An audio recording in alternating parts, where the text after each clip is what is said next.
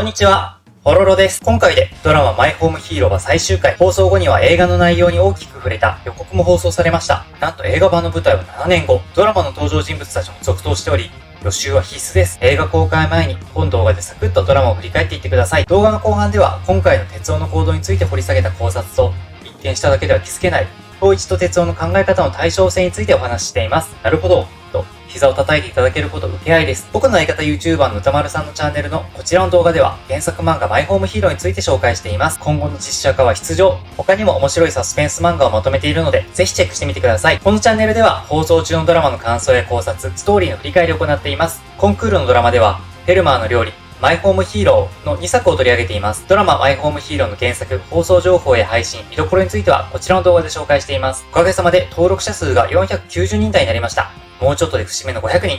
登録してくださった皆様ありがとうございます。ドラマのファンの皆様、3月の劇場版公開まではチャンネル登録する価値あると思うので、ぜひよろしくお願いいたします。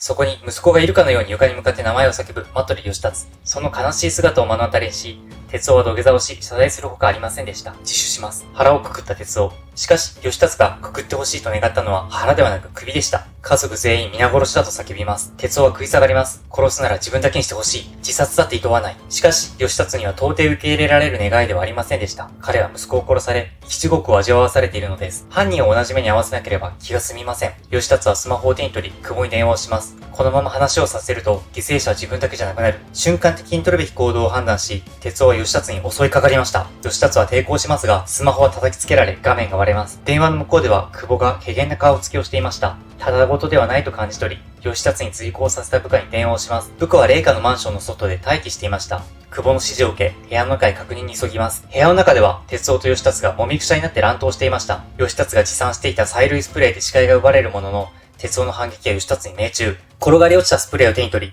声の出所から位置を判断し、義達に向かって噴射。二人とも目が見えなくなります。お互いにぐちゃぐちゃに腕や足を伸ばし、懸命に戦います。もともと格闘に長けているわけではない二人なので、まるで子供の喧嘩です。吹き飛ばされた義達の目は回復しつつあるのか、たまたま近くにコードがあることに気づき、それを手に取ります。催涙スプレーのダメージが残る哲夫は、四つん這いになってうめいており、背後から近づく気配に気づきません。そしてコードは、的確に、哲夫の首に巻きつきました。哲夫の脳への酸素供給が遮断されます。義達は、今は亡き愛する息子に捧げるように、その名を叫びながら、腕に込めた力を強めていきます。誕生した一粒種の息子が家にやってきたその日、ろくに親から愛情を注がれてこなかった義達の人生に一筋の光が差しました。まだこの世の何にも染まっていない赤子は、義達が差し出した指を柔らかく握ります。これが僕の子供？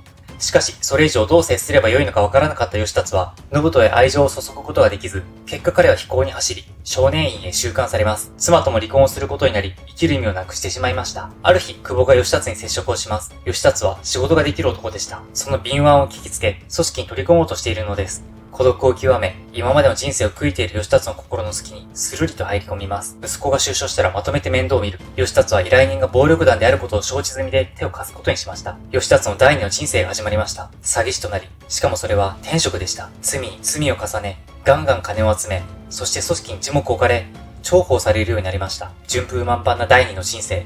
出所してきた信人も、変貌した父の姿に目を丸くします。気合入ってんじゃん親父。父を認める信人の一言に義達はもだえます。晴れて親子になった二人、金も地位も愛も義達は全てを手に入れたのです。その足元に転がる蹂躙された弱者どものことなど気にも留めません。ところがまさかその中に家族を守るために殺人を犯す者がいようとは、その中の一人に最愛の息子の命を奪われることになろうとは。義達は息子の無念を晴らすべく全力でコードを締め上げました。哲夫はもがき苦しみ、しかし残った意識と生存本能で必死に脳を回転させます。ベルトを外して、義達の手から自分の首に向かって伸びるコードに引っ掛けます。ありったけの力を振り絞り、引っ張りました。哲夫の思いもよらぬ反撃に、義達は体勢を崩します。そのままハンマーのように襲い来る哲夫の後頭部が、彼の鼻っ柱を砕きました。義達は悲劇でした。哲夫を殺すことができません。勉強しかしてこなかったことを悔やみます。しかし、外には随行していた久保の部下がいます。義達が戻ってこなければ、トスケが追い詰められていくことは致命です。義達を生かしても、殺しても、どちらにせよすでにチェックメイトでした。破滅という揺るがない運命に向かいつつあることを義達は指摘し、笑います。そして彼は台所に向かい、その手に刃物を握りました。窒息のダメージから回復できず、動けない哲夫の前に立つと、大きく振りかぶります。そしてその強靭は、義達自身の腹に深く突き刺さりました。信人を一度でいいから抱きしめればよかった。この世に未練、恨みを残しながら、その目に絶望を宿し、義達は絶命しました。信人、愛しげに呼んだ息子の名前が義達、息子との接し方を間違い続けた男の最後の言葉でした。それはあっという間の出来事でした。哲夫は自分の犯した罪が連鎖的に新たに命を奪ったことを自覚します。僕はずっとあの木に縛られ続けている。久保の部下が義達を探し部屋を訪れます。しかし玄関に義達の靴がないことを確認すると、外に出て行ったと思い込み、慌てて飛び出していきます。それを見届けると、哲夫は隠れ場所のクローゼットから出てきました。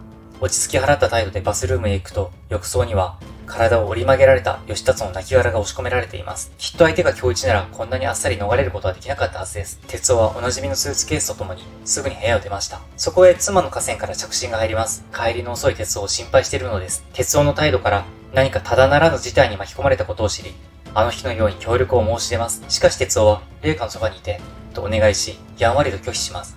今度こそもう巻き込みたくなかったのでしょう。電話を終えた河川は、麗華と一緒に帰らない哲夫に思いを馳せます。河川と麗華の間では、京一が実は麗華のストーカーであり、哲夫は彼から娘を守っているということになっています。河川は父の本当の奮闘を知りません。しかし、一生懸命に娘のために動いてくれていることは知っています。麗華は小学生の時に海で溺れかけたところを哲夫に救われたことを思い出しました。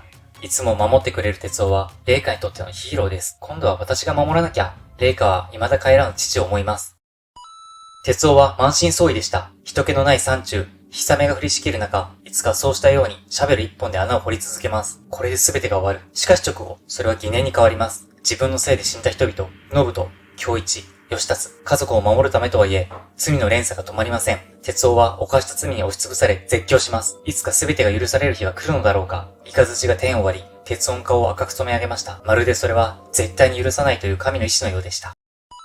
穴の中に義達の死体を遺棄し、フラフラになりながら哲夫はそれでも帰ってきました。一晩中待っていた河川が家の外で出迎え、ビンタを見舞いました。いなくなってしまうかと思った。泣きながら訴え、帰ってきた夫に身を寄せます。哲夫は初めて知ります。河川も同じだったことを、決して強いわけではなかったことを、弱いから強いんだ。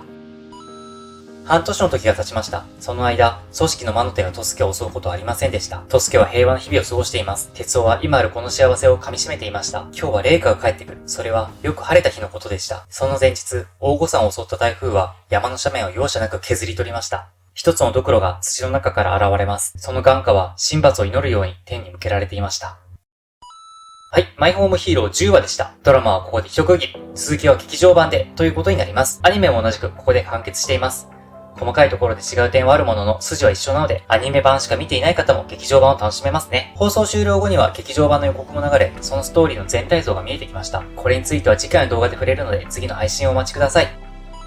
では今回の気になったポイント。1、なぜ煮込まなかった？哲夫は死体処理のスペシャリストです。信人の処理をした時は、犯罪が露呈しないよう、丁寧に手間をかけて肉を煮込み、破片はトイレに流し、骨は分けて処理しました。それに比べると、今回の処理のおざなりなこと、山に埋めただけです。結果、最後の最後で、ドクロがこんにちはしてしまいました。きっと哲夫は精神的にも肉体的にも限界だったのでしょう。信人を処理した時は、河川の全面的な協力がありました。しかし今回はそれを断っています。家族を皆殺しにするといった当人は、もうこの世にいないものの、そのフレーズがもう家族を巻き込めないという感情のフックになっていたことは間違いありません。一人で煮込みを行うには、気力も体力も残っていませんでした。結果的に彼は山に向かうことにしました。山に埋めるという行動は、5話にて、久保に指示されるがまま行っています。一人での処理となった時に、この処理法を思い出したのは必要だったのです。